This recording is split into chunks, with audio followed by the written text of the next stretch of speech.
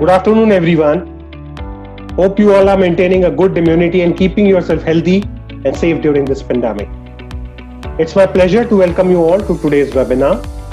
Tekla presents the Metro Rail India Webinar Series 2020, Technology to Transform Metro Rail Projects, powered by Construction Week India. We are delighted to see such a fabulous response to this webinar. It helps us to keep ourselves motivated and tell us that we are covering the relevant topics. We have been organizing our annual Metro Rail India Summit since last 9 years, but this year unfortunately we have to delay it because of the ongoing crisis. But nonetheless, this is a build up to that grand finale and we'll keep you posted about it. I thank you all for taking time out for being a part of this webinar. My name is Indrajit Sauji. I head the construction and design vertical for ITP in India and I'll be your host for today. I hope the audio and video are clear. If any issues with the communication, do let us know through the chat box so that technical support can sort it out soon. Let me start with a brief introduction about ITP. ITP Media Group is one of the largest foreign media companies in India. The group is headquartered out of Dubai and now publishes more than 100 weekly and monthly magazines and has a wide portfolio of market-leading digital and event properties. Some of our well-known global titles includes magazines like Harper's Bazaar, Vogue, Time Out, Cosmopolitan, Grazia, Construction Week, Hotelier, Architect and Interiors India, and more similar prominent titles across industry verticals. In India, we have 7 titles, including Construction Week. Construction Week is one of the largest circulated construction magazines globally with presence across geographies. We have editions in English, Arabic, and recently we have launched our Hindi edition to cater to a large Hindi-loving audience. Let me come back to today's topic. Trimble presents the Metro Rail India Webinar Series 2020, Technology to Transform Metro Rail Projects, powered by Construction Week India. India has emerged as fastest growing market for urban rail systems. Currently, 10 plus cities have an operational urban rail network spanning 536 kilometers. The network has grown significantly over the past 12-13 years, up from about 90 kilometers in 2006. With the Metro Rail Policy 2017 in place, several cities are ready to roll out work to develop their respective urban transit systems. In the last 5 years, 13 new metro projects with a total length of about 248 kilometers have been approved for implementation. Further, about 750 kilometers of metro rail network and 373 kilometers of rapid rail transit network is under planning in various cities. And India is poised to become the metro rail capital of the world. But last 10 weeks have changed our world drastically. Not even in last several decades we have transformed at this speed. COVID-19 is one of the most severe public health and economic crises the world has faced in the 21st century. The ongoing pandemic has brought massive disruptions to all industries, and even the rail industry has not been spared. We are suddenly stuck with project delays, labor unavailability, cost overruns, supply chain problems, safety issues, new guidelines, and many such challenges. But the emphasis of embracing new technology and digital solutions has never been much greater, and it may come to our rescue. Keeping this in mind and considering the number of metro rail projects coming up in the country, today we are going to discuss and debate what are some of the differentiating factors that make these metro rail projects stand out and how is use of technology helping it. The evolution in design, projects and infrastructure of metro systems in India, how are operators and stakeholders making it successful, is use of technology helping fast track the projects and preempt challenges? Post COVID-19, how quickly can metro return to normal? There are such other questions. These are the questions will be the point of discussion and debate today. We want this session to be interactive and engaging, and we look forward to learn from our audience as well. For the audience, we are going to screen a poll during the session. The poll will be live on screen for a minute. Request each one of you to cast your vote. Results of the poll will be shared in due course. In case if you have any questions during the course of this session, please feel free to ask them by using the question tab. We have Q&A session towards the end of the segment where these questions will be answered. Please mention which speaker are these questions addressed to. We may take a few live questions as well. You may do so by raising the hand icon and my team will get in touch with you. Without any further delay, let me introduce our presenting partner, Trimble Tekla, whose technology is powering several metro projects across the country and globe.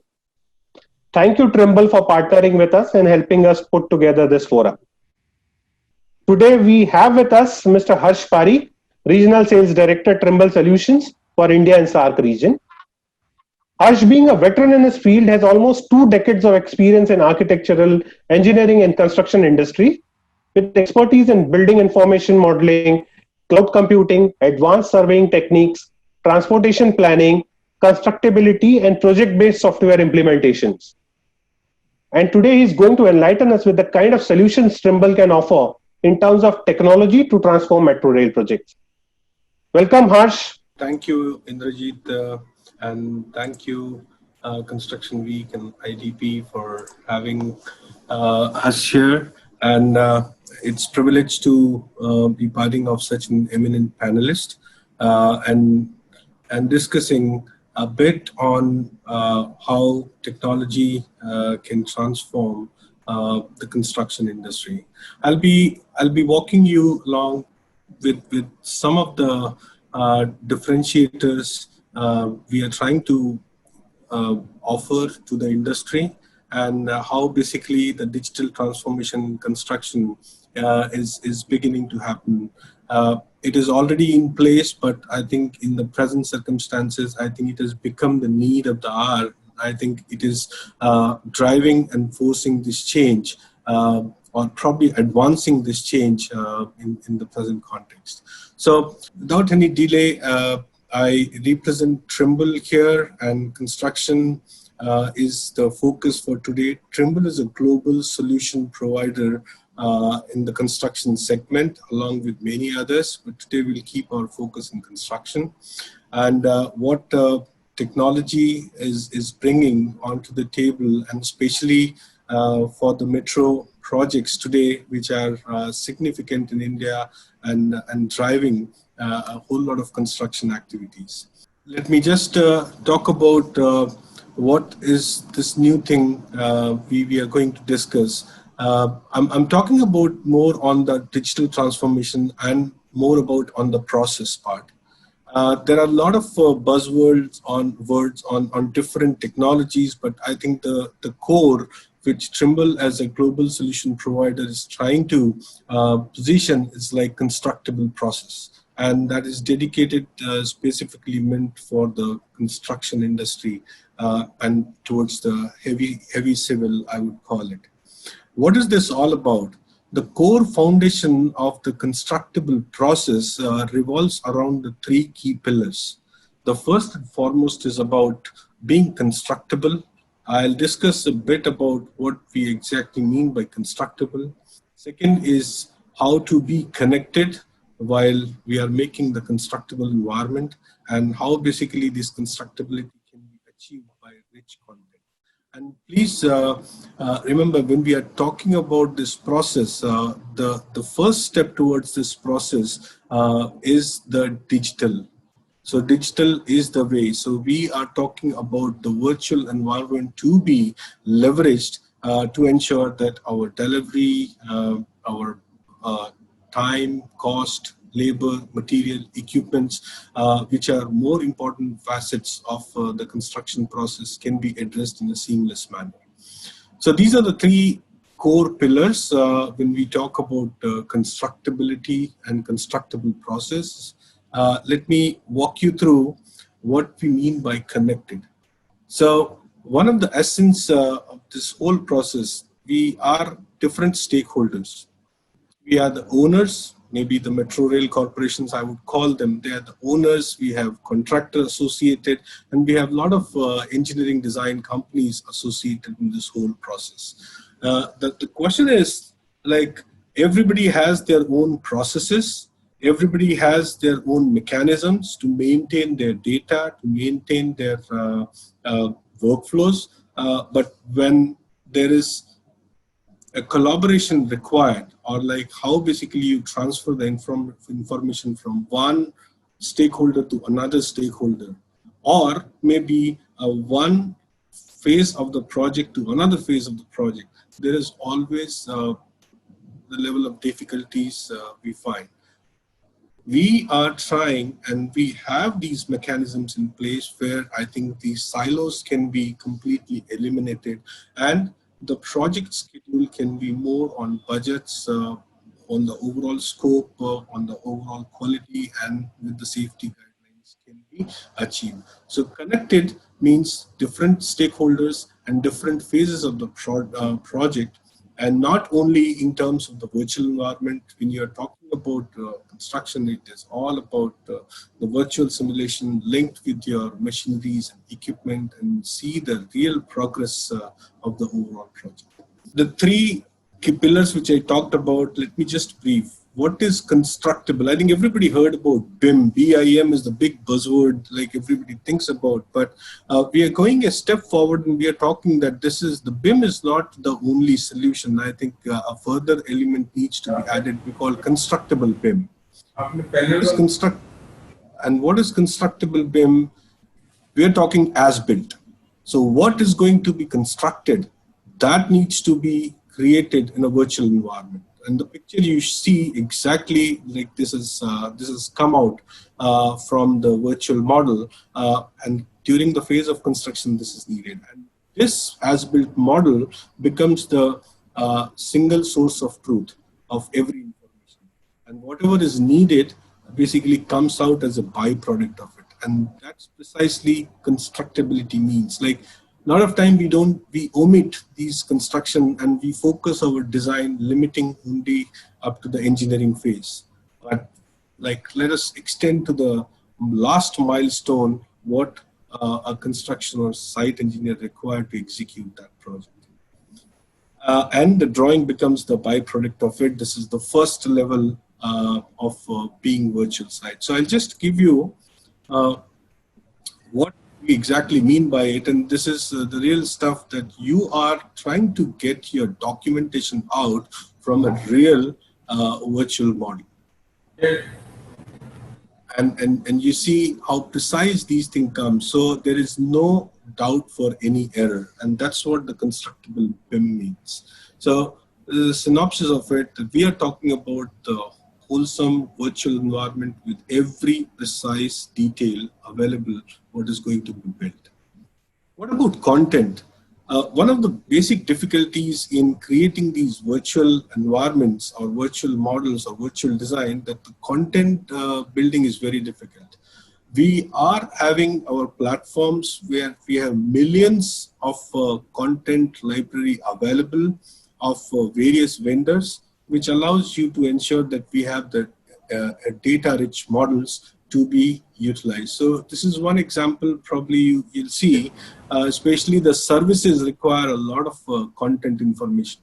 So if I take you back to this site, you see this is our online asset library, where in fact every virtual content is available. So you can see that if you go here, you can basically search it with respect to countries. You can search it with respect to categories. You can search it with respect to your manufacturers. You can see almost every manufacturer is available. And if you are using any type of a virtual platform, Revit, AutoCAD, any Trimble solutions, you can actually just pick and choose this. So the intent of showing that was like, I'll just go ahead and talk about. So this is what we mean by content. We are ensuring that the content is available. And last but not the least, connected. What do you mean by connect? That today we are leveraging the cloud technology. We talk about cloud, social, mobile, and this is one common data environment platform which is so robust in nature. And it basically brings the entire set of information and data at one place, which can be accessed from anytime, anywhere, from anyone. You can use it to your mobile phones, to your tablets, your desktops. In fact, nowadays we are talking about the mixed reality, Microsoft HoloLens, where you can virtually superimpose your design environment on site to quick review. So this is what, on a very crisp way, we talk about constructible, content-enabled, and connected. And what basically Trimble brings is like all the phases of your construction lifecycle in a typical metro project, right from business development to pre-construction to construction, and exactly from cost modeling to production control. And it can be completely mechanized and automated. You are linking your virtual environment with the realistic time environment, connecting to your machines, connecting to your labor and workforce management and procurement, and everything that can be taken up with these platforms. We talk about 3D because that's where the first things start with. We talk about your schedule planning and production control, and we take care of your cost planning and cost control in 5D with our state-of-the-art products related to Vico. I think it's pretty significant and famous in 5D environment today we talk about. And then our common data platform called Trimble Connect, which can be linked with any of our layouting solutions related to whether robotic total stations or any 3D. So net, what we aim to drive, and probably this is one of the success stories I talk about, this is a metro rail, a metro station. You can see it takes care of the complete architecture. A full-blown virtual model of a reinforced concrete wall. Directly, the subset of the GFC drawing comes out from it with every bit of detail. You have fully coordinated services model embedded with your structural elements, and then you have a nicely built virtual model in every form. So what we are talking about with this, that you have these platforms which basically the complete transparency, which gives the visibility to every key stakeholder and links your output to the machines, and you are actually progressing or monitoring the progress of your project with the real field data with one collaborative environment. So I think that's what Trimble delivers, the message that when you're working on these large-scale projects, deliver these projects with confidence, and the technological advancement we are making certainly makes all of this possible. With that, I thank you very much, Indrajit and everyone, to take this discussion forward. I'm sure we'll have much enriching conversations around this. Thank you. Thanks, Harsh. Thanks for this insightful presentation. There are a lot of questions coming your way, but probably we'll take it during the Q&A session. Rohan, can we have the poll, please? Like we'll have a quick poll for the audience, and then we'll move on. So here's the poll question. Do you think technology is heavily used in designing metro projects, thus fast-tracking it?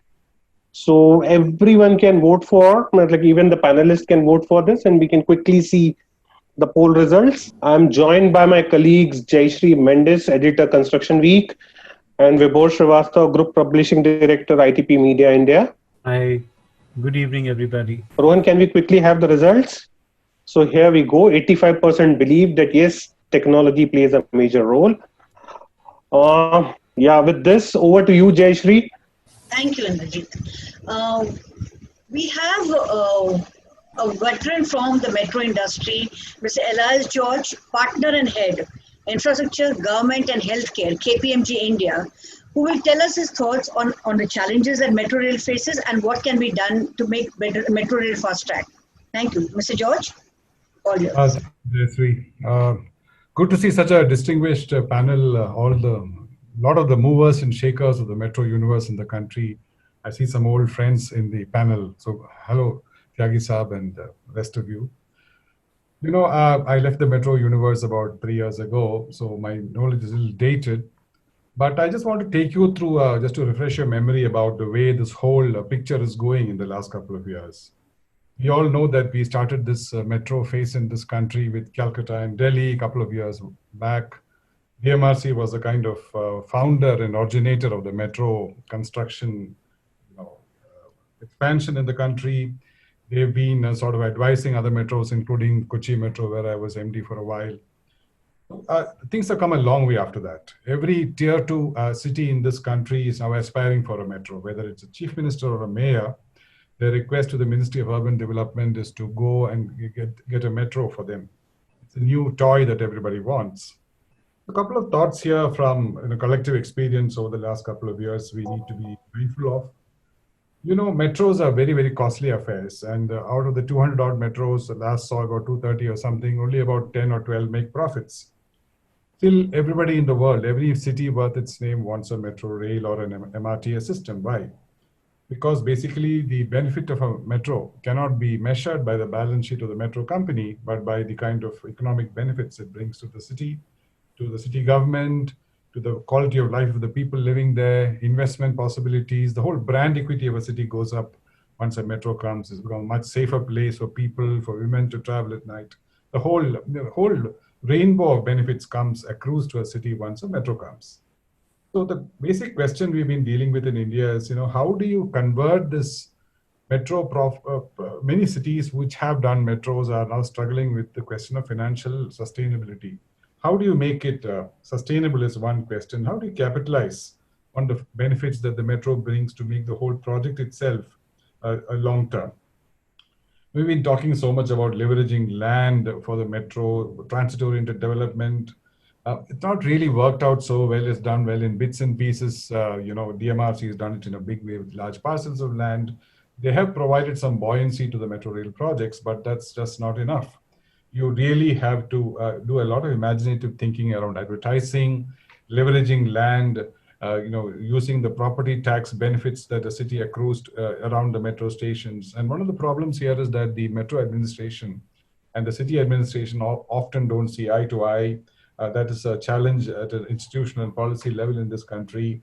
So basically, one thought I want to leave with this audience is, how do we all collectively bring our experience together to make the whole enterprise viable, because otherwise it's going to have a very short life. There'll be shoddy maintenance, run out of money and all that usual thing. Second thing is the metro's greatest advantage to the city is that it should ideally enforce a migration of people from private cars to public traffic, given all the climate change issues, the way our cities are choking up. Delhi without the metro would have been unlivable now, we all know that. So how do you use it as a tool for leveraging urban traffic? And the disruption you face when you do a metro, like in Bombay and all that, you are there, you've seen it. That should be used to completely re-engineer the metro, the entire system around the metro with, sharing modes of transport, integrating taxis into the metro system, to make the whole experience of moving from point A to B in the city so comfortable and convenient that people find it easier to leave their cars at home, sitting in traffic lights and move into a metro. And that's a very large challenge, this whole migration to public transport. The third element I want to leave here is this whole question of, how do you bring in private investment? The Ministry of Urban Development people tell me that they just don't have money to give 50% equity to the new metros, given the pressures on the fisc. So we really have to have very viable PPP models. One of the thoughts which we were toying with was for the phase 2 of Kochi is to go for a model where you build only the static infrastructure, and the entire rolling infrastructure, the mechanical parts, all be given out to somebody, some OEM manufacturer on an annuity-based payment, etc. Many models are there, and we still haven't got to the top of that. Hyderabad L&T, etc. They're the largest PPP metro project in the world, but there are issues there I don't want to go into. So I don't want to take too much long. The whole question of technology is at the forefront of our conversation today. How do you bring in the best technology? How do you standardize? The Ministry of Urban Development has been talking about standardizing, but it's still a long way to go. How can you order in bulk for 5 metros together to get economies of scale? How can you ingrain Atmanirbhar Bharat into the metro procurement system, where a lot of the stuff still comes from abroad? Despite the fact that we have 1 or 2 fabulous world-class metro production units in this country. We know the Sydney Metro was manufactured out of Chennai, etc. So I won't take long. Standardization, and also the last thing about the organizers want me to talk about metro stations. So one of the great things about a metro I've seen in my practical experience is that it brings up the quality of urban living. People are much cleaner around a metro premises. They take pride in it. Nobody litters around a metro station. So it is a metro station is a venue for what is called civitas, better civic life. So how do you bring in the commercial element, the artistic element, the tourism element, the security element all into this node of a metro station? We really have to think more about it. Last thought before I stop is, metro is a great sufferer of COVID. Even now in the Unlock 4 or something which came out from Home Secretary yesterday, metros are still not going to open. We know that very well. I know for a fact that where I was earlier, the metro administration is facing challenges because the revenues have dried up. Same story everywhere. How can we, in this post-COVID era, how can we evolve a protocol where people can travel safer, where, like airlines have taken a huge hit, where the traffic, the PHPDG may be less, but how do you make that viable? And these are challenges. How do you sanitize the environment? How do you make it secure in a world which is increasingly prone to terrorist attack and so on? And unless we sort of get on top of these questions, the future of this metro universe is very, very troublesome. But having said that, it's such a pleasure to be back in this world of metros, and I leave it open to the experts in the panel to carry forward these thoughts. Thank you.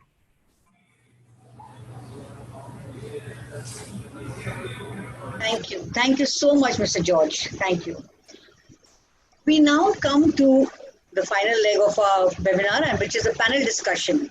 We have a very elite panel today. Let me introduce the panelists. Maybe you could just wave out to the audience also. We have Ranjit Singh Deol, Managing Director, MMRCL. We have Mr. Jitendra Tyagi, MD, Uttarakhand Metro Rail Corporation. Mr. MP Naidu, Project Director, L&T Metro Rail, Hyderabad.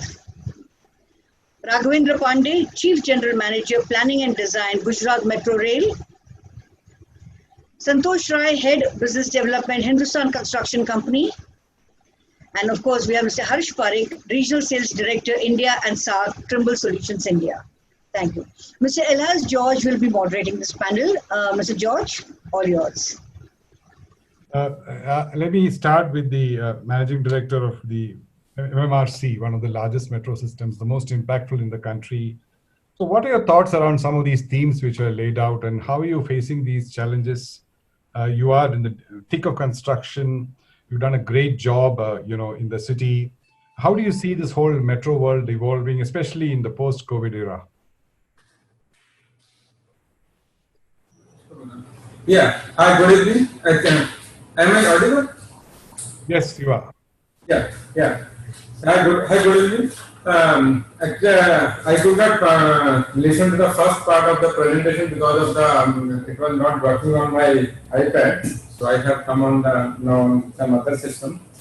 So, but as you know, Mumbai, as the other panelists, in the initial thoughts, it was said that metro construction is a major. They have its own challenges because it's in the center of the heart of the city and the old city, and there are different issues which are to be dealt with. The land is costly, land is scarce. So even Mumbai Metro is totally this line which we are constructing is totally underground. It's 33.5 kilometer line with 26 stations. All are underground. And once Dr. Sridharan has said that this is the most difficult urban infra project undertaken in India. And after going through this, it is very difficult. There are different challenges which can be classified as administrative. Some can be technical challenges, geological challenges, logistic challenges. All these challenges we face during the construction of metro.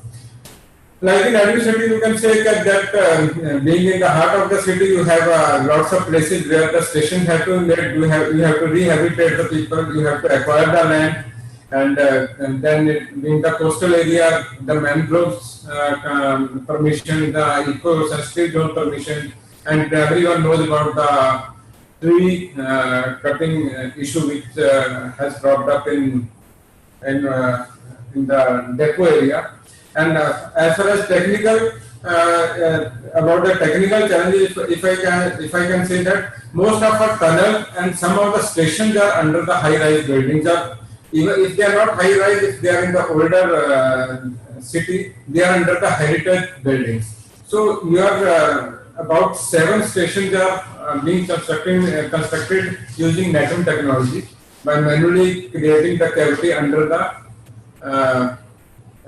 buildings which are very fragile buildings, very old buildings. You have to take care of. You have to be very sensitive that there should not be much vibration, so that there is no damages to to those buildings. Then we have to go through under a river. So we have constructed a tunnel under the river. Then when you are actually tunneling, then there are different because this is Mumbai is 7 islands, so they are connected. So we have lots of places reach lane. So there are different challenges when you are actually tunneling through the different strata, different geological issues which are coming up, and logistic also because when once you are in the city, you have very limited time to pick up the muck and take it away outside the city. So we got very limited time, and even in the night there are lots of noise issues, and people raise lots of issues. We have to face lots of court challenges. I think we're going through this and making the things happen. It's a good learning experience, and how we are developing, because all these ecological noise issues, which they also make us think about differently and develop a different technology and adopt a different technology. Like we are adopting high attenuation train tracks, so that even after during the operation also the vibration is very limited, so that it doesn't damage the heritage buildings which are there in the older city. And even sometimes we are passing under the hospitals or under the schools, so it should not impact those. So we are adopting different technologies, and during the COVID time it became more difficult because our labor strength dropped to about 20% initially in the May. Now we are picking up, even people are getting used to and learning to work with the COVID. So we are picking up now, the labor is improving. Hopefully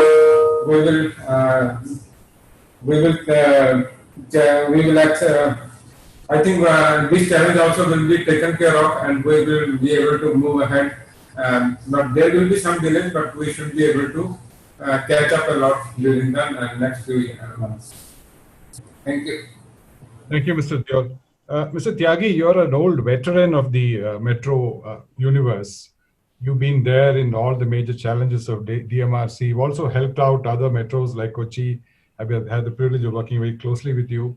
How do you see the whole construction technology evolving, and what are your learnings over a lifetime of spent in this sector? And how do you do it faster, better, leaner, especially in the post-COVID age? What are your thoughts, Mr. Tyagi? See, so far our technology, I think we are using most advanced technologies, except that we are not using much of the mechanization. We are still dependent upon labor too much. It was probably because the labor in India is cheaper as compared to mechanization, and also we have to generate employment. But now post-COVID area, when most of the labor have gone back, and the coming back rate is very slow, probably we have to think about mechanization in smaller aspects of our construction technology. It's not only tunneling. Tunneling is a major task, but in tunneling there are so many activities. Many activities have already been mechanized, but still a lot of things can be mechanized more. And if you go abroad, you see very few people at site, and works are being done with a very good quality, with a great pace. So probably mechanization is one thing which now we have to think about. Okay. How practical is that in terms of the cost, Mr. Tyagi, in real terms? Because it's much cheaper to do it with the way we've done it before. Like in the West, they have much more mechanized systems. Do you think the time has come to import those techniques into India? Yes, I think, if like a lot of schemes are being introduced by the government so that the labor get their job at their native places. If that happens, you will not find labor in at working sites. So unless we go for mechanization, we are going to face problems. Manrega, etc. All these, they have generated a lot of employment in local areas. So people are not coming, particularly when this COVID issue, people are afraid of going out away from their families. So we have to now think of mechanization, and there are technologies available, mechanization systems available world over, which can be very easily adopted here also. Okay. Only thing, because so far we were dependent on labor because labor was readily available and cheap. Now it may still be cheap, but it is not readily available. So you have to find some alternative for that. Okay, that's a thought to ponder over, Mr. Tyagi. Yeah. Mr. Naidu, this L&T is a completely different experience. There have been a lot of debates about the way that project was structured, and many of the challenges and issues there relate to the fact that the public-private partnership system in India is still not mature in terms of allocation of rewards and risks and so on. But you have a great metro system, best technology, very light design, of etc. etc. What would you say would be the summation of your experience in L&T? And going forward, given the pressures on the fisc, etc., I'm sure a lot of private investment will be necessary if you want another 60 metros in this country. So what's your advice going forward, not just on the structuring, but on the technology? Good evening to all of you. Nice to hear all of you. Yes, this PPP project in metro, I say that with our experience of doing it in Hyderabad, it's a big question mark, because I should say that. And until unless a lot of hand-holding comes from the government, the big hit is this borrowing from the market, cost. So with all these changes, what happens during the project execution? How did you really going to account for the increase in the project cost? So it's a big question mark, as if you remember, Kelkar Commission also said that in a PPP project, we need to really look into it as things changes as it is. Until unless such, changes happens in execution of PPP project, I don't think it's going to be really easy for any agency to really do a PPP project. Did I answer that, or you want to more than? I know we all know the experience of Hyderabad. It's a very turbulent. Yeah. But what are your learnings on the non-structuring side? You know, what can the other metros do which you would like to do better? Yeah, that's true. As I said that, as all of the speakers before that they said that, we have been in this metro in almost after the Delhi metro has completed 18 years. We have been operating these metros, and a lot of metros are operational right now in India. And India has a lot of knowledge gained in this part of execution of all these metros. And I see that now we need to really make Indian metros. You see, we have all been following quite a lot technology, what we have seen in other countries, in East and other places. Every time I remember when we started Delhi Metro, we went down the metros in other East country, but that's no more required. India has a full technology available for the metro. As you know that even the rolling stock is quite a lot being manufactured in India, and at a price is very, very competitive compared to any other from abroad. And I'm very sure now we should start making metros tailor-made to Indian conditions. And we need to start radically thinking differently, because the costless part is here, is the stations and other things. We need to redesign that. It is not no more, we need to really think in the same way. We need to go for a modulated construction so that we expand the infrastructure as the traffic volume goes. So we need to think differently. And I'm very sure, especially when we think of new metros coming in tier 2 cities, we need to think something really very differently and bring in a lot of value addition into that. Value addition, I mean, is from the power requirement, from the way your track and station designs. You can do a lot of changes in that and make it much more value added things can be made. And make it sustainable. Now that is very more important for now is make it a low energy and sustainable models. All this can be made. I think MOED has already started this exercise. I think they made one particular group getting into all this value addition, what all can be done. So value engineering ideas have to come. So I say that every metro now, whoever is going to come now, we need to use all our experience of operation metros last 18 years, execution of metros in all over the places, and try to think very differently how to really make them viable and make it less costly, and get in new financial models as you already said that how to reduce the capital cost. See all this leasing model, what DMRC is already trying it. And as you said, Cochin also said that infrastructure will do remaining all these rolling stock, signaling, COM, AFC, other things. We can give it to private players. So this way we're able to really reduce quite a lot of our capital costs. The major is the effect is the capital cost. How are we really going to service the capital cost? So if you can reduce the capital cost and bring down other costs for the other systems, and try to make it operations also quite a lot into privatize it, they make it. I'm very sure operating costs can also come down by digitization, because this is one of the important factor we need to bring in quite a lot of digitization in our operations so that we don't need that many manpower to operate it. So this like our computer models and BMS, building this thing, all these things will certainly help how to reduce our dependence, reduce the cost. Thank you, Mr. Naidu. The Gujarat Metro Rail Corporation, Ahmedabad Metro came up very, very quietly. And I know that DMRC was involved in helping you in those days. So what are your learnings? What would you do differently in terms of design, in terms of technology, in terms of the whole approach? Great to listen to you, Mr. Raj. In Ahmedabad Metro Rail, what we have focused is to use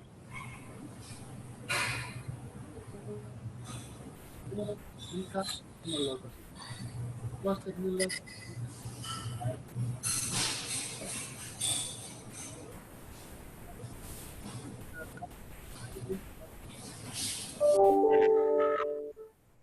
Minimum disturbance to the traffic while we are doing the construction.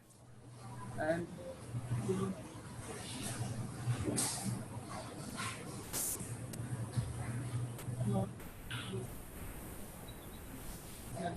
all the forecast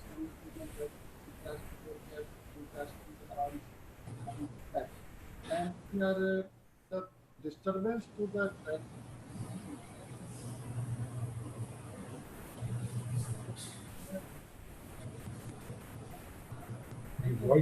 Mr. Raghavendra, your voice is not clear. You'll have to be a bit louder. Yeah. Before starting the construction, we have focused a lot on planning of right of way. That right of way is available and the utilities are also shifted.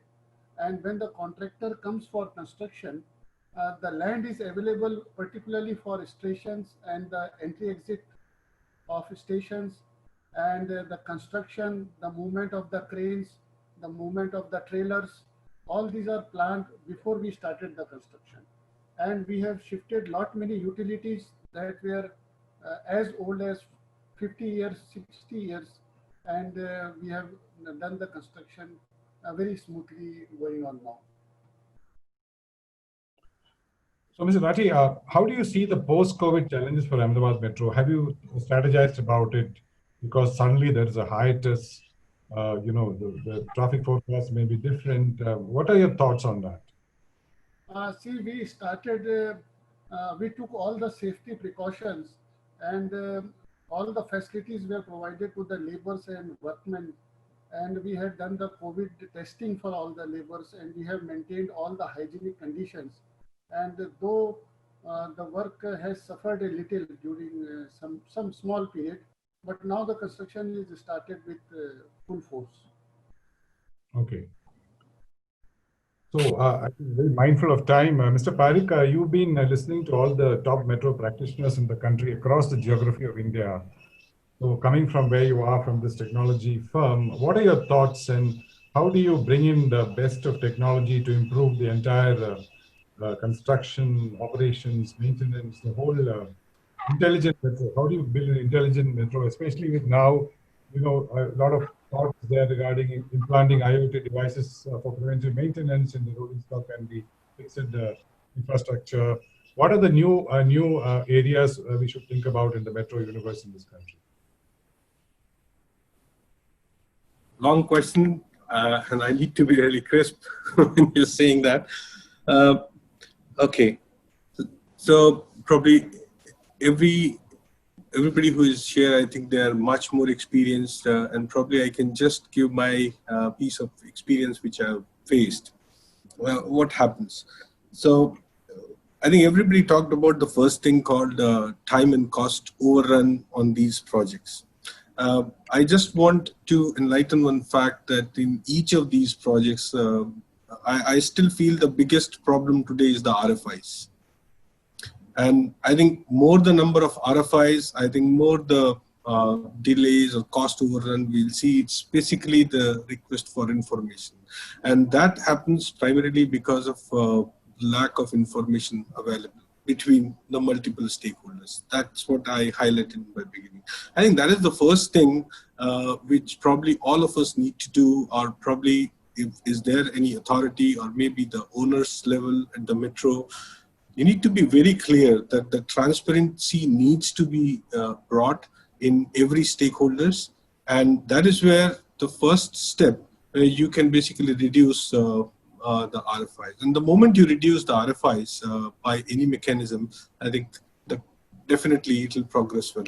Now, how this can be done? The first and foremost, I put it in three categories. One is our digital implementation so far has only been limited up to office.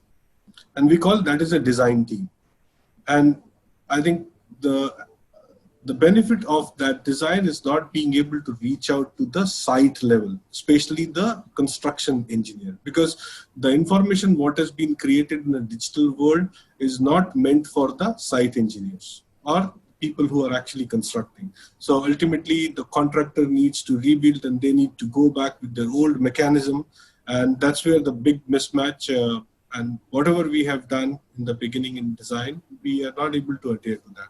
I think this is what is the first level in the engineering and construction needs to be tightly integrated in terms of information sharing.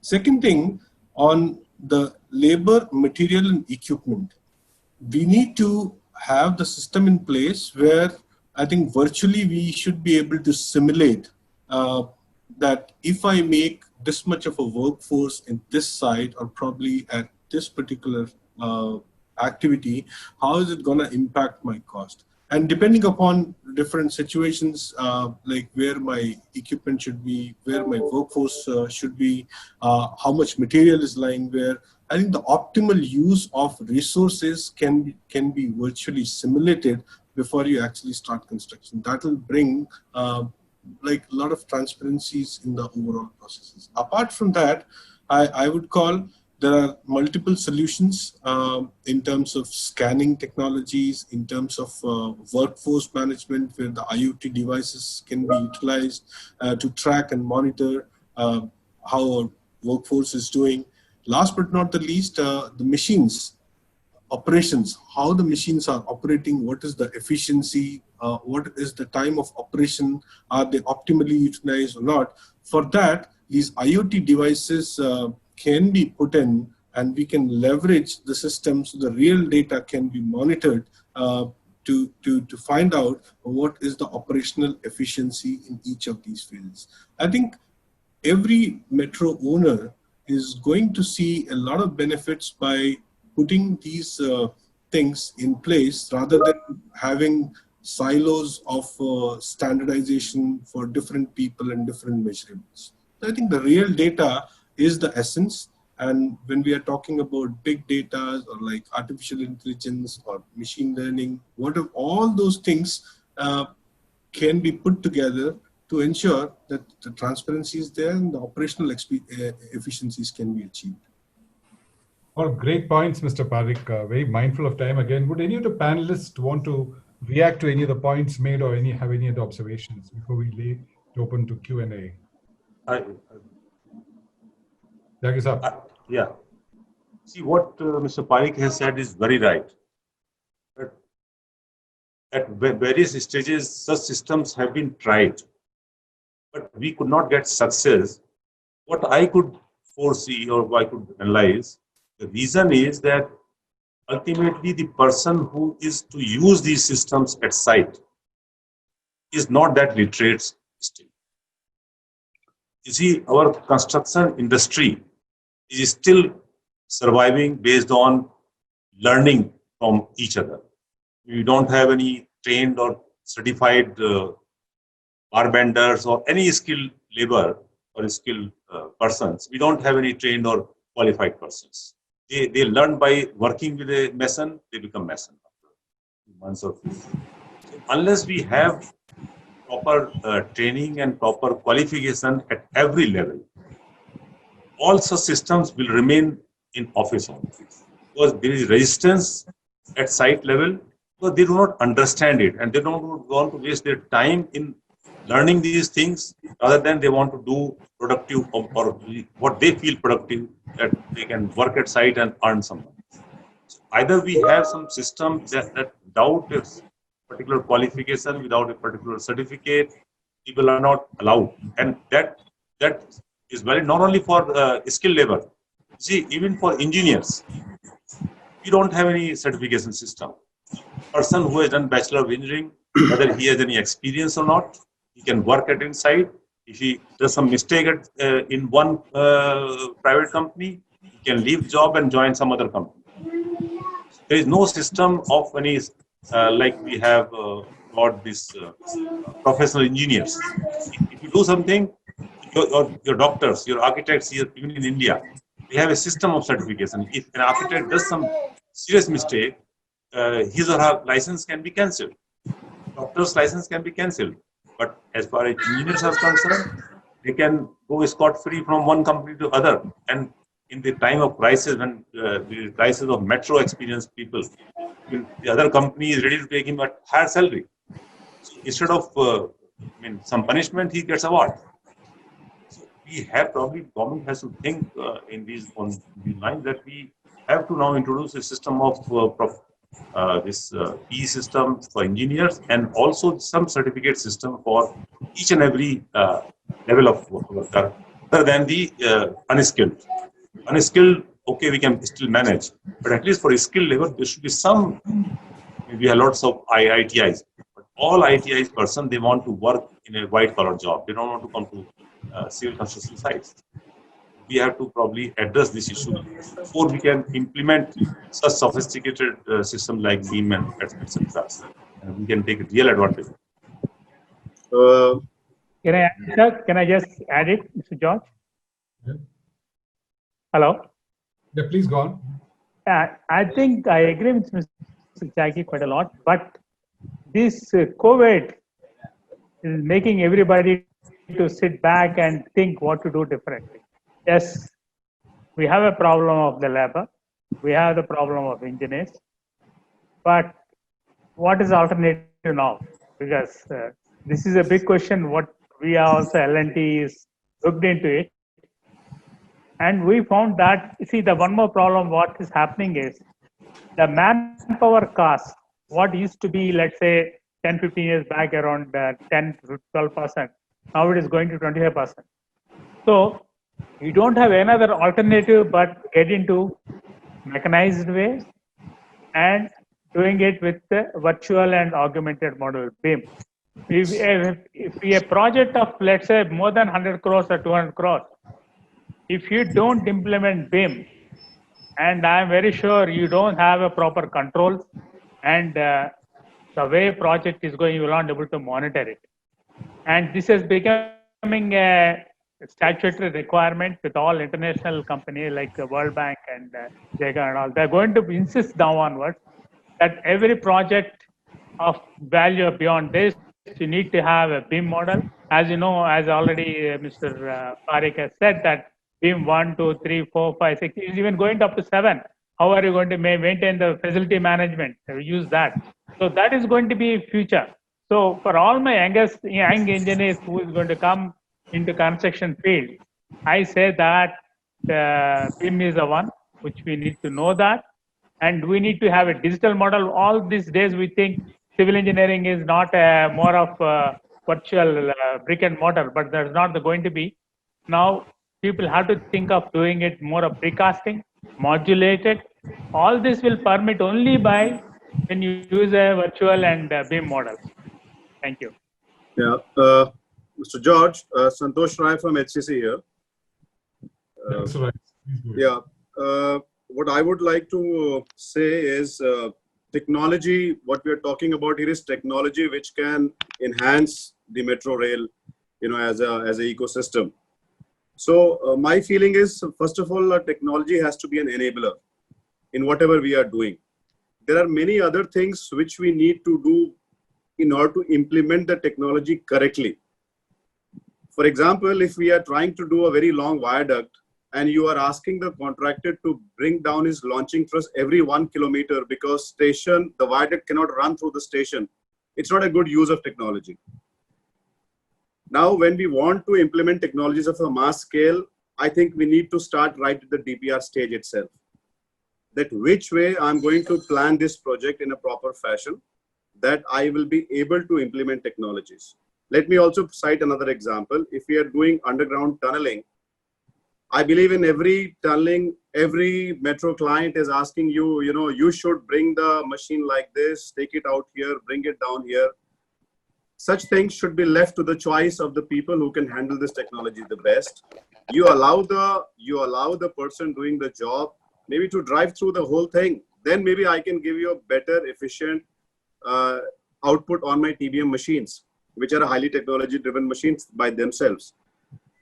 Coming to implementation of, once we have these things, I believe the contractor also right in the beginning of his bidding stage itself can plan use of such right technologies. If you want to use U-girder, use them throughout. You want to use box, use them throughout. I think multiplication of a lot of things takes away a lot of our time, number one. Second thing is, yeah, AI, ML, everything which we want to do. If you ask me, our vision should be that AI, ML, IoT should stop us from making mistakes right on the drawing board itself. If we are, when let's say a cross section is being drawn and somebody is picking up points or is choosing a slope which cannot sustain itself, I believe we have to reach to a level, we have that much of data integration that we can allow the AI to give us suggestions. Like today we type on a mobile, we get suggestive words. You would like to reach to that stage also. So yes, AI, ML, we would like to implement them as much as possible. That would require a very different level of data integration. Maybe we need to have a Ministry of Construction where this data can be put suitably. Everybody can send this data. This could be analyzed into a central place. Everybody can access it, and then you can make use of it on your projects, is one of the views I would like to put through. Thank you. A very great point. Yeah.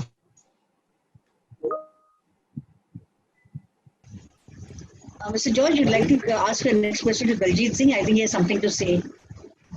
Yeah, please. Please, Mr. Singh. Mr. George, I think I'm Daljit Singh. I think I have not been introduced in panel just for sake of my views. Webinar. Just for the design, I'm just hearing for the panelists what they are telling that way. I slightly differ from Mr. Tyagi what he was saying that the construction should be now highly mechanized. I have the view that India is a typical highly populous country. We should not immediately jump to the highly mechanized thing. We should have the hybrid 2 of 2. Means we have the skilling should be more emphasized for the labor, because as on date we have unskilled labor a lot. But the real challenge right now I'm finding is the skilled people, which we are lacking. Though in the last 3 years, a lot of improvement has taken in skilling, but still a lot of has to go in that way. But of course, for the last 20 years, because I am associating for the last 20 years in the Delhi Metro, what I have seen, I have seen that construction from phase 1 to phase 4, it has gone a drastic change from cast in situ to precast, as Naidu was mentioning. We have gone in total rechange, but in time to come in phase 4, what I am finding, even we have gone further. Except for small elements, we are going to change 100% to precast concept. Even what Harish Parekh was mentioning, that we are 100% going immediately to beam concept. Right now, we are confining to the 2D, and to blessing these guys during this, I can say, this lockdown period, we have learned a lot. And for the last 4 months, we have very comfortable in adopting the beam model. And we are finding what are the plus points involved within beam model that we are now using that. Second, again, just for make of efficiency, we have switched over to the app-based. Means PIMS we have introduced in a big way, and hopefully that will going to give a great help to us. Second, my views regarding the project planning and the development for the city priorities, what I have come across. Initially, we were doing construction in the right way without taking the confidence with the other stakeholders. Now, with the limited right of way, we cannot have the luxury of the two. Now, we had to go with the integrated approach. We had to take the planning for the other stakeholders, and keep in view of that, my view that we have to now go with structure which are integrated. Just for this example, at 4 places in Delhi itself, in phase 4 flyover we are making integrated with our viaduct. Even the tunneling we are now making integrated with the flyovers. The same holds with the MMI, multimodal integration, that everybody was doing in his own way. Now we have been given the assignment for making a multimodal integration, and where all mode of transport, the integration will be taken care of in line 7, line 8 in Metro, Delhi Metro. We have made MMI facility, and hopefully in the long run, it is going to be a great help. Same holds with the integration with other structure like ISBT, the NCRTC, the airport, the railway. We have now taken into their planning and started making the integrated approach, and that is going to be a big help for commuter at least. It should not be just like independent activity and we at least bother about the commuters. Now it has to be made a seamless so that it easily one can change from one mode to other transport. Thank you. Thank you, Mr. Singh. Very great to hear about finally you are the mother of all metros in this country, and very great to hear the new things you're doing. So any other panelists have any other final thoughts or questions or observations before we close the panel? I just have one point. Can I just say that? Please. See, it's like this, sir. Now, quite a lot, all these days, metros are driven by the RDSO and railway standard. I think now it's high time our metros are quite different from railways. So we need to really get into this track, OHE and all, a typical metro standard. Because see, metro will go very sharp curve. That's not what happens in the railways. So we go on forcing, saying that railway standards to be followed. That has to change. I think we need to evolve a metro standards, which is more applicable to metro operations, and we don't have to really stick on to all the time RDSO's references. I think this is a high time we need to do it. Second is, last point is this particular signaling is one aspect which we still continue to depend upon foreign technology. I think it's high time the MOED or DMRC has to take up a particular group to really develop indigenous Indian technology for signaling. It's nothing great. It's more of team working on it and develop a software for signaling for metros in India. So this will really pave big way for further metros what is coming in India. So we think that's the area where nodal agencies like, father of metro is DMRC. I hope DMRC should do that, or MoED should try to develop a R&D group to really develop a signaling for metro. Thank you. Thank you. Any other comments from the panelists in closing? I want to say something. Now, we have been talking about metros only. When we talk about a transportation system, urban transportation system for tier 2 and tier 3 cities, I think metro is not a right solution. In fact, in this direction, Ministry of Urban Affairs recently has sent some specification. They have given this name Metro Neo.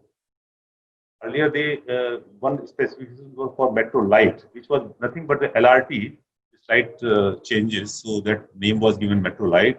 Now they have introduced a new one more system, Metro Neo, which is a rubber tire based system, and it can be implemented in tier 2, tier 3 cities. And in fact, now we should think beyond that also. We are planning in Hardwar to develop a system of personalized rapid transit PRT system, or we can, in common language, it's called pod taxi. That system is very good for tier 2 or tier 3 cities where feasibility is not more than 5,000, 6,000. Metro is not justified. Even now, ropeway also, we are trying to implement ropeway for the city of Dehradun within city as MRTS. There are some drawbacks of ropeway system, like the average speed is slightly less than metro or any other transport mode, but that gap can be compensated by logic that in any metro system or any MRTS system, there is a frequency, and frequency may be 3 minutes, 4 minutes, 5 minutes. In tier 2, tier 3 cities, it will be around 10 minutes, 8 to 10 minutes. So we don't need to run quicker than that. Even if there is a, say, frequency is 8 minutes, headway is 8 minutes, so average waiting time will be 4 minutes at the station. Whereas in ropeway, you go to the station, you will have one kp. So there is almost zero waiting time for any passenger to board the ropeway. So even if the average speed or maximum speed is less, the total commuting time for a passenger would be more or less same as in metro system. So we should think of these models also. Somehow in India, there is no ropeway system so far in here, but world over there are many cities now which are using these systems. We should try. We are trying the system to implement in Dehradun, and probably if it is successful, then that will be duplicated, replicated everywhere else. But we should think beyond metro. Absolutely. So, in one of the things I've observed is, first you decide on the vehicle and then you try to justify it. You should basically look at the outcome, not the output. It's like a new toy every city wants. A very valid thought you said. Any final comments from any of the distinguished panels?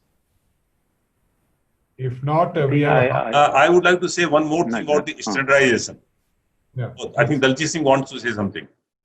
Daljit Singh, you say first. Sir, I agree. Just to extend your views, keep in view the alternate mode of transport. I was just mentioning in phase 4, we have thought of making a one metro light, and we have taken one pilot project of 22 kilometers from this Rithala to Narela city, and we are going in a big way. Hopefully, this is going to be a first. If it will be successful, it is again going to be a story for these tier 2 and tier 3 cities. Thank you. That's a good beginning for other cities. In fact, for Hardwar, Rishikesh, we have also DPR is for metro light only. Only question is when it will be implemented, it will take some time. I wanted to say something about the standardization. See, standardization in one way is very good thing, and you can achieve economy of scale. You can probably have a concept of Make in India. But you see, it goes against the development. Technology in metro system is changing so fast. There are so many innovations coming up. So once you standardize something, and with government system changing those standards very frequently, may be very difficult. So we should be very careful while standardizing. Standardization should always leave scope for change and or adoption of new technology or new systems. This is the caution I want to start. I think I also agree with you, because you have holding the development for the future. Broadly, we have to just standardize the KPI. You fix the KPIs, make the standard SODs, and based on that, let the people can develop accordingly instead of just standardizing things. We cannot do the future expansion. So, any other comments in closing?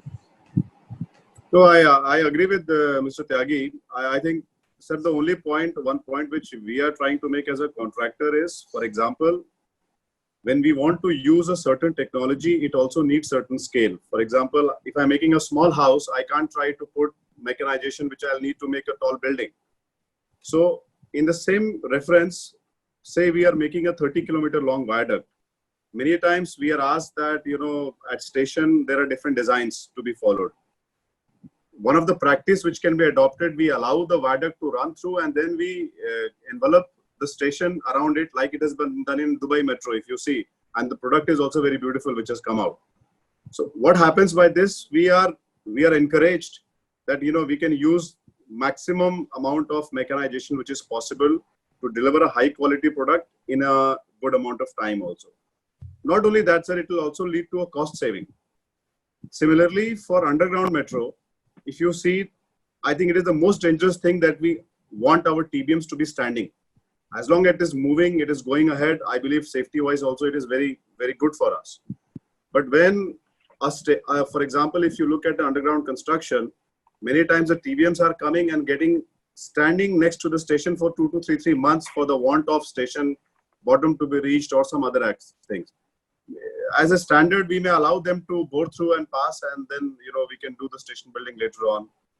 It will also help us to achieve long drives with the TBM. Again, minimizing the cost and also giving you a high efficiency. I would like to say something about this. I don't know why, from where he is taking this to. In DMRC, I remember that there has been no such restriction that you have to take out TBM at this place or that place. It was a choice of the contractor to even run through all the 8 stations or 5 stations, whatever were in one contract. Similarly, in viaduct also, in DMRC, we have always given viaduct and station contract, same contractor or as a part of one contract. It was up to the contractor to decide if we can plan station to be complete before viaduct can come. Yes, that I agree that now we should go ahead with the station buildings separately or independent of the viaduct. That concept has also come. In DMRC, although that concept was used in line 3, and stations were totally independent of that. But that can, as far as this, in some metros, yes, this mistake has been committed. That viaduct contractor is somebody else, and the station contractor is somebody else. Viaduct contract has been awarded, and station contract may still not have been awarded. At those situations, yes, I agree with there is a problem. At every kilometer, if you have to bring down the launcher, it is a heavy cost. Mr. Tyagi, just to add you, Mr. Santosh Rai problem has already been taken phase 4. We are going with a straightway. When the viaduct is station, we are going with the same technology. One can go straightway. And after that, only platform can be built. That has been already taken. The second, I 100% agree. There is no question of the underground where he is mentioning that one has to stop. It is up to them. Contractor has to take whatever the construction they want to take.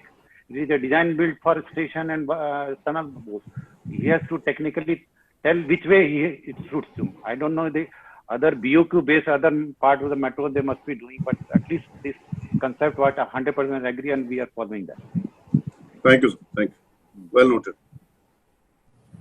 Well, I think we've really run out of time now. So if the organizers agree, maybe the questions can be taken on email. Yeah, we have a lot of questions after this intense round of discussions. Like there are a lot of ignited minds, and like the kind of questions that are coming in are really interesting. The very first one is to the two big metros, DMRC and MMRCL. This is from Mr. Dhanunjay Velucheri. He wants to ask, life of metro rail projects is 120 years. What is the plan of action beyond that? Will it be demolished or any is there or other way to use it? Is there any other way to use it? So beginning with Mr. Deol, like if you can take it, sir. Yeah, I think we will have quite this from the world over by then, after 120 years. But I think right now we are building it over 120 years. Definitely, it's not going to go. Maybe some redevelopment work or maybe renovation work will be required after that 120 years. But it's a too longer time to, right now we are not thinking on that, but it's a very, we should give it a thought right now and prepare a documentation for that. Mr. Daljit Singh, your views, sir, on this? You must have seen in England, it is more than 150 years.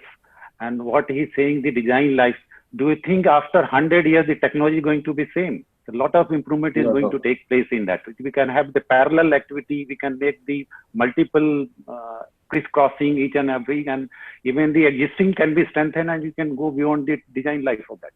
That can be taken care of. Sure. I would like to say something. Yeah, please. When you design something for 120 years, there is hardly any difference whether you design for 120 years or 200 years. Design will remain same. So after a threshold value, if you have taken care of everything, see in reinforced concrete structure, it is ultimately the corrosion of the reinforcement. If you have taken care of that, the life is almost unlimited, except some natural calamities which are beyond your design. That can happen even before 120 years. True. So there is no, it's a concept of design life, but that does not mean that your structure will last only 120 years. See, buildings are designed only for 50 years. True. But elevated structures are designed for 50 years. But in Mumbai, buildings are as old as 150 years. So design life is one concept that it should not fail before that. It does not say that it will fail after just completing 50 years or 120 years. It will continue, and with some renovations in Berlin Metro, they closed the metro and they renovated it. That means the basic structure remained same. Only the certain aspects were changed, so certain things were changed, and again they started running. I'm just going to labor on in this one. Sorry, just Mr. Daljit Singh. So I think understanding the design part, but what is the normal payback period for a metro? Payback, if you payback period, we are thinking that after 20 years, actually we should be able to pay the loan. But you see, world over, the public transport is not for profit. So everywhere this is not a profit-making business. So if it's affordable to the people, only then people will use it, and the payback will be in terms of decrease in environment, better environment if the people are not using the individual vehicles. So indirectly there are lots of paybacks, but financially you are right. We are thinking that in 20 years you should be able to pay the loans. Okay, all right. I think metros, if you see, the government has also accepted that metros are not for profit. See, earlier the approval of the metro was based on FIRR or IRR. But in Metro Policy 2017, they have changed the concept to economic rate of return. So economic rate of return, if it is more than 14%, your project is sanctioned. That means you may not get the financial benefits out of it, but you will get lot other benefits to society, which if monetized, probably will pay you back. Thank you. Thank you. Yeah. So I have one more question coming from Shashikant Limaye. This is for Harsh Parikh. Shashikant wants to ask, the problems are in detailing, particularly with reference to aesthetic artistic forms envisaged by architects in station building structures. Are there libraries of details accessible through the cloud mentioned by you? It's a technical question. Okay, not a problem. So there are two parts to it. So one is about the forms which the architects are using for the aesthetic purposes. Yeah, sometimes the structural elements are not too easy to model all of it. But today we are all talking about algorithmic geometric modeling in most of the softwares, which can easily take care of any kind of forms and shape and can be replicated and superimposed on any structural system. So that's pretty much can be done in the present thing. The second thing about the libraries, the content, the whole purpose of putting those contents is basically on a SaaS model, software as service. So these content, it's like a 40 million contents are available on cloud. Irrespective of which platforms you're using for virtual digital models, they can be accessed through this. I think everybody knows about something what we call SketchUp Warehouse, Tekla Warehouse. There are a lot of MEP content warehouse can be easily downloaded. You just need to subscribe for that service. Okay, perfect. And then there is one more coming up. This one is again for Mr. Deol. Mr. Deol, one of the readers want to know like what will be the effect of COVID on the ongoing MMRCL projects? How much delay do you expect? Definitely there will be a delay, but right now we are still in that pandemic mode only. So we can't exactly we can't exactly say how much will be the delay, but we expect that minimum 6 months delay will be there. Okay. So I guess this was from Ashish Singh. I guess Ashish, your question is answered. We have one coming up from Mr. Ramesh Monot. He says, agree with Mr. Jitendra Tyagi regarding updated training with certification for capabilities required for all executors on project job, inside office levels, project execution, planning, and during working cycles, after completion, during use and operations, also at every level. What plan do you have to improve the same? He wants to ask what plan you all have. This is open to all panelists, anyone can take it. What plans you have to improve this? The training program, updating the training program, what plan you have?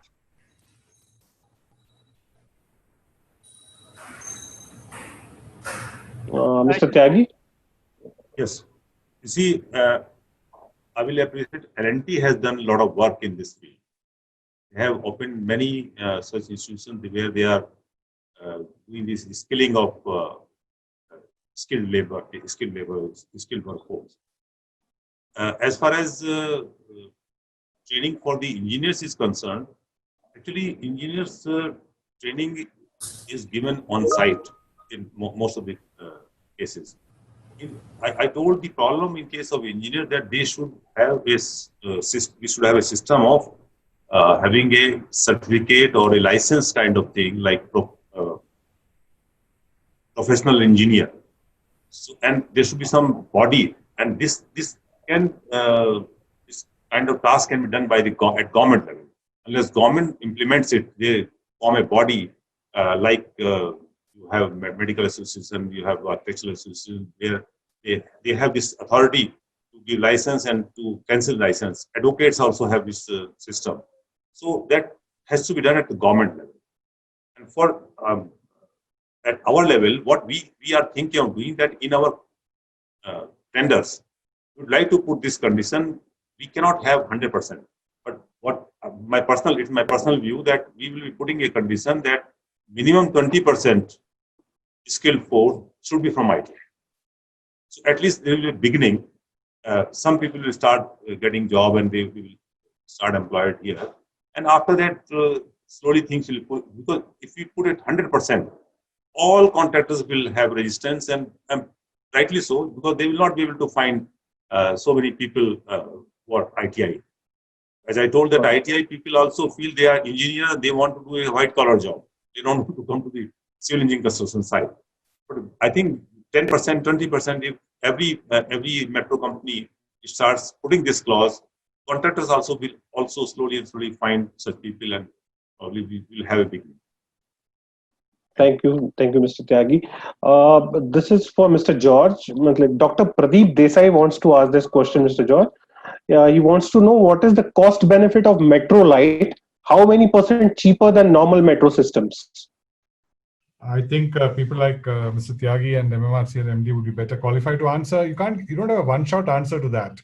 Basically, as was discussed earlier, first you have to look at the outcome. How many people do you want to move? And the vehicle you choose is a consequence of that outcome. You can have elevated buses, you can have those metro new or whatever it is. But basically, the solution varies from city to city depending on the PHPDT persons you need to move in an hour in one direction. So there are no ready-made answers, is my answer. If you want, I can give some clue to that answer. Please, sir, please. You see, normal elevated metro in India is now costing around 250 to 70 to 80 crore per kilometer. Whereas the DPR which has been made by DMRC for Metro Light, and when you compare, you have to see the PHPD. The metro, which is I'm talking 250 to 280 crore, is having a capacity of 60,000 PHPD, 40,000 PHPD. Now, Metro Light, which we have planned for Hardwar Rishikesh, is having a capacity of 9,000 PHPD, and its cost is coming around 135 crore per kilometer as on date. The compression cost may be around 150 crore or so. So this is the cost comparison, and see, ultimately the difference in cost is because of you can say 80% because of the capacity, and only 20% is because of some reduced specifications regarding signaling or station sizing, and that all station sizing again has a relation to the total PHPD capacity of the system. So actually, the cost reduction in Metro Light is mainly because of capacity. The idea of the ministry to have Metro Light is something different. What they envisage originally, or rather the intention is that Metro Light should generally be at grade. And if you plan anything at grade, whether even if you plan metro at grade, the cost will drastically reduce, because civil cost in any metro is around elevated, is around 45 to 50% is civil cost. So if you reduce that civil cost from 45% to 10% or 15%, that much cost saving will be there. So it's not basically in the names, it is basically in the capacity and specifications. I'll just take a last one. We are running out of time. We have a lot of questions coming in, but probably means that we can answer them offline. This last one is for Mr. Naidu and from Mr. Nagendra. Mr. Naidu, Mr. Nagendra wants to ask, by saying that we need to design metros to Indian requirements, do you suggest that we have a broad gauge track in future for metros? No. I'm not saying broad gauge. See, broad gauge is much more, your axle load goes up much higher. I'm saying that, see, you need to know whether to have the typical station is platform and concourse and the ground level. See, the concourse is mainly to hold all the technical rooms and ticketing and other things. Really, can we remove that concourse? There is so many ways of doing it differently. So think if something different, do it like this. And relocate our electrical rooms in some other location. So that this is where I'm trying to say that, not to go for a broad gauge, because broad gauge means again your axle load goes up, then the structure widened cost and other things much goes up. I'm not saying that. Actually, we need to go for a lighter gauge, like a standard gauge only, but we need to think of doing it station different. Sure, thanks. Whether to have a roof at all, first of all, I'm asking. You can think of whether you have a platform without roof or a open, totally open. So many ways of really doing things differently we need to think. Got your point. Yeah. I guess this brings us to the end of it. Over to you, Vibhor. Well, thank you once again, and what a marathon, session we had. We devoured every moment of it. Big thank you to Mr. Elias George for steering a discussion with such an outstanding panel. I think, as you could see yourself, there are so many questions. There are people who are absolutely engrossed in the discussion, and we talked everything pertaining to Metro, the opportunity, the challenges, and the better future that it awaits. And definitely, when we have a leadership and entrepreneurship of this level and optimism, we are not far away. And, it's such a great pride to see, having a brand like Tekla. Harsh, absolutely brilliant there. So it was very important to, co-partner with somebody who really has a foresight and who's only going to, give solutions to make our Metro people, our Metro life, a cutting edge. And that's what we found in Trimble, and that's why we partnered with them. I think Mr. George really rightly said, it has to have a component in the whole, the environment of the Metro in terms of the financial, sustainability. It should be long-term enterprise to be viable and engineer the quality of life of the mankind, and the kind of, how do we move the whole life towards the Metro, and in and around the Metro, the life becomes more quality, clean, and everything. And I think from our standpoint, from ITP, we are very privileged to, co-create this very meaningful platform to discuss with the most, established panel here. And I think Jayashree, Indrajit, and rest of my team in the background, we want to say a big thank you, and especially to our audience who've been staying there and still very intrigued in our discussion. So thank you once again. We really enjoyed it. I hope you enjoyed as well. So keep yourself safe and healthy. Thank you from all of us here from ITP and Tekla. Once again, thank you, everybody. Thank you all. Thank you. Thank you. Thank you. Thank you. Thank you. Stay safe. Thank you, everyone.